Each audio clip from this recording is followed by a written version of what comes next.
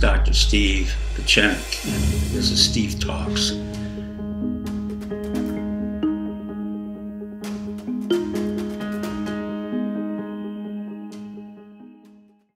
Hi, I'm Dr. Pieczenik, and I want to wish everyone out there a happy Father's Day, and I want to thank all of you for wishing me a happy Father's Day.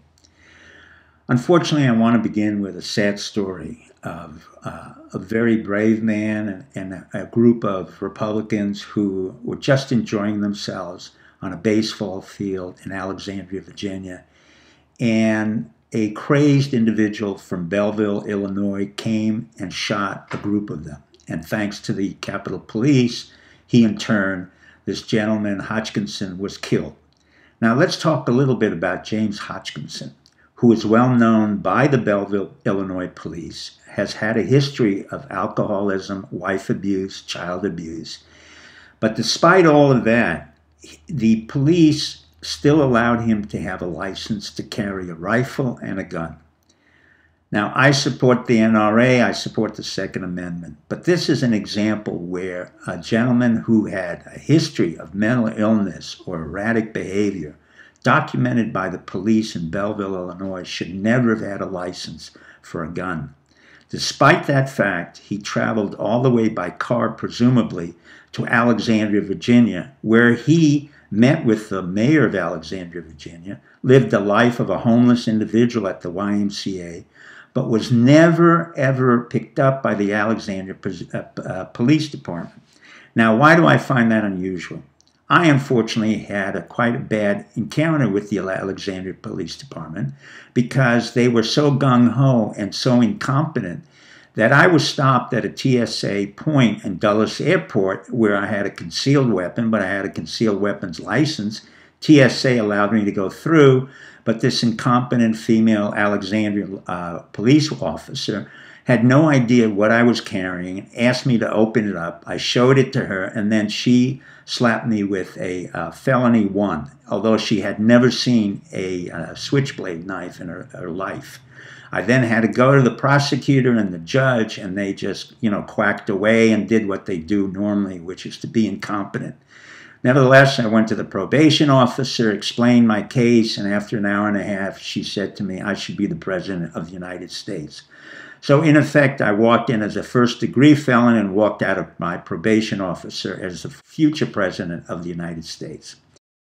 The key here is that Scalise, Steve Scalise, was a very effective proponent of child trafficking and laws against child trafficking and against pedophilia. Whether this involves a concerted effort on the part of the deep state or whoever is involved, if that is the fact, then there will be major retribution for that particular case. In general, I hope the police find the individuals behind Hutchinson, because he can't be the only one who did it or who was enabled to do this act. And I hope they get prosecuted. My best wishes go out to the Capitol Police, to Scalise, and the other individuals who were hurt and injured. Now for a more serious note. The DNI General, Lieutenant General James Clapper, made an outlandish comment, and it was an inappropriate comment for an intelligence officer to make, particularly someone who spent over 34 years in the intelligence system. James Clapper claimed that whatever is happening now in the Trump administration, which I don't really know, is far more serious than what happened under Watergate. Now, to me, that is absolutely absurd. Number one, Clapper was not involved in the Nixon administration. Number two, Clapper is not what we call a psychological analyst or in any way trained in the sophisticated concepts of psyops or political psychology or anything other than SIGINT. For the most part, he's been a loyal soldier who served in Vietnam and then served accordingly up the ranks without any major problems, except for the fact that he lied in front of a Senate committee that was investigating the NSA surveillance. He lied there was none, and that was a felony.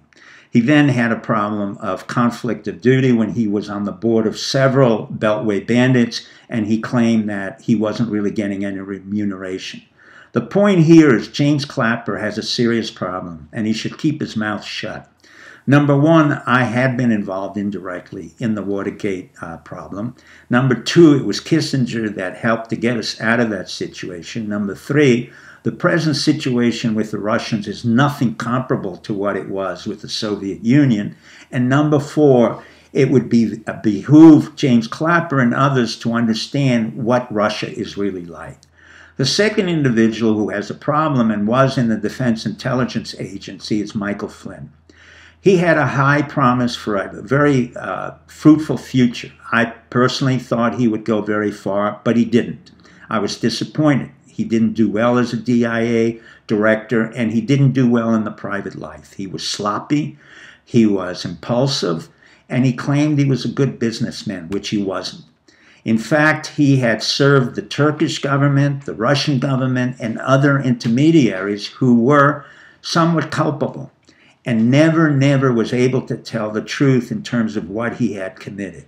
In that case, I think Mike Flynn has to be set before the Judicial Committee and interrogated for actions that he had committed, perhaps against the United States, certainly against our financial laws, and certainly against the laws of the fact that he did not sign up as an agent or a lobbyist for a foreign government.